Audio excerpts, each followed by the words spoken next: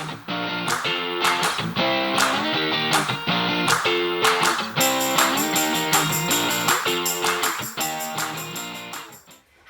this is Camille from Positive Futures Dog Training and Behavior, and today we're going to talk about how to choose a breeder.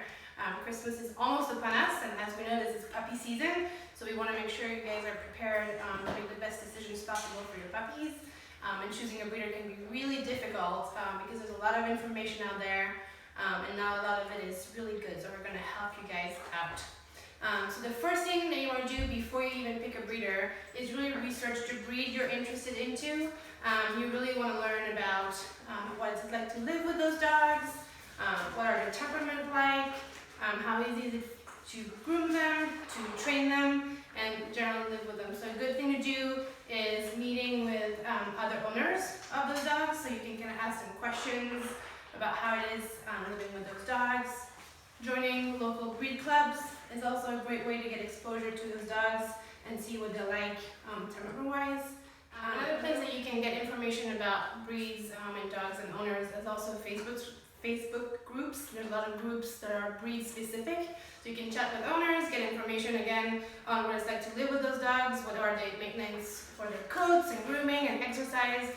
That way you can have a really good idea of what the dogs are like and if they're going to fit your lifestyle and your expectations.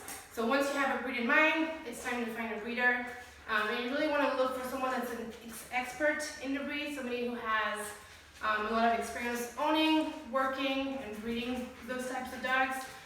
They'll be best able to know what the health challenges are, what the temperament issues can be within the breed. And even if you have a newer breeder, somebody that's pretty new and hasn't had a lot of litters, you can ask them if they have a mentor. Who is their mentor? How long have these people been in the business of breeding those types of dogs? So again, you can have somebody that's really knowledgeable in the breed and knows the different pedigrees, knows the different lines, because there's a lot of variations between show lines, working lines, and companion lines. So you want to know the difference, but you also want a breeder that really knows those lines and how they work. Right. And the second thing to look out for in a breeder too is health testing. Do they health test all of the dogs in their pedigree? It's really important that they know the genetic diseases that are common to their breeds and that they actively select against those. You also want to look for some kind of health certifications. Most breeders that do test their dogs will have some kind of certificate, sometimes from the OFA, which is the Orthopedic Foundation for Animals, that rates hips and elbows. There's also Pen Hip that does hip ratings. And then you have a lot of different companies and organizations that do DNA testing to make sure the dogs are not carrier for any common diseases that you would not want your puppy to have. So those are things to look out for. You also want to make sure that your breeder is knowledgeable in kind of genetics and how those diseases are passed within generations. Sometimes they can skip a generation. So you really want them to know all of the animals in the pedigree and their health status. That really helps make sure that your puppy is going to be as healthy as possible. The third thing you really want to be conscious about is consistency. So the breeder produces X number of dogs. How consistent are those dogs? Is there a big variation in size, in coat coloring, in appearance, in temperament? Or do they produce really kind of the same stable type of dogs that are kind of really similar? That tells you a lot about how they're building their pedigree, what kind of dogs they're choosing to breed. And you can also ask your breeder, how do you choose your dogs? How do you choose your matings? And if they don't really have a really good answer beyond, oh, well, I like the dogs, that's usually a pretty big red flag. So regarding consistency, the thing you can ask the breeder as well is what traits are they breeding for? And things to look out for on this particular subject is breeders that breed for only physical aspects. So size and coloring, because that usually means that temperamental traits are going to be a little bit ignored. So you want to breed really well-rounded dogs and then take everything into account. Health, size, coloring, and temperament as well. A good thing too to do is, can you meet the parents of the puppies? Can you meet their siblings? Can you talk to previous owners? You can ask your breeder for referrals and references from their vets, from previous owners, so you can get an idea of what the dogs are actually like, how healthy they are, how easy they are to live with. Alright, so another really important thing about choosing a breeder is how they raise their puppies. You should be able to tour the facilities where the puppies are whelped and raised. Are they raised inside the house, in a kennel? How much exposure to people and things inside the house do they get? Does the breeder use a protocol that's really recreated every litter, that's very consistent, where puppies are exposed to lots of different sounds and smells and experiences, so that you have really well-rounded puppies that are very adaptable and can kind of very easily transition from the breeder's home to your home without being overly stressed about it. Do they do early vet exams? Big red flag is if your puppy comes home without being dewormed, without having any vaccinations prior. Those are things that you really want to take into consideration. And then same thing, can you see your puppy before you take him home? Because you want to be able to see how healthy they look, their temperament, are they very social? Because on pictures and videos, it's really easy to stage it so it looks really cute and fluffy, but then in real life, when you see them, things kind of look off a little bit, and those are usually pretty good signs that this is probably not a good breeder. Reputable breeders really care about their dogs. They're very careful where their dogs get placed. They want to make sure that the placement of their puppies makes sense. So they'll ask you questions about your lifestyle, about your experiences with dogs, what kind of training techniques you use, if you already have a trainer that you work with, because they want to make sure that the puppy they select for you is going to be the best match possible. And also those types of breeders typically will have some kind of warranty on their puppies, because they stand behind the puppies they produce. They know they produce sound puppies, healthy puppies, and so typically they'll have a nice, well-written contract that tells you exactly what to do if your puppies get sick, if your puppy's temperament is not what you expect,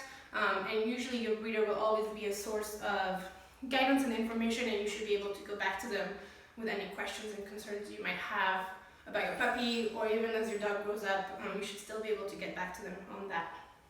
So regarding their contracts, most reputable breeders will have some kind of buyback program or rehoming things, and so that if you can't take care of your dog anymore for any reason, most breeders will insist that the dog goes back to them, and will usually make arrangements to make that process very easy, because they do not want their dogs to end up in a shelter, and then again, because they're very interested in what their dogs do throughout their lives, they want to make sure that they keep records of ownership, so that if the dogs ever get lost or anything happens, they can be notified and they can come in and help. Alright, now that we've covered the basics of how to choose a breeder, we figured too we can help you kind of start the search. So where do we start? How do you find those breeders in the first place? A really good place to start is asking your vet or trainer for a referral, because they'll likely to know the local breeders. They'll be knowledgeable about your breed, so they can kind of tell you a little bit more information and let you know if it's not a really good choice for you. Another really good source of referrals and ideas is the AKC website, the American Kennel Club.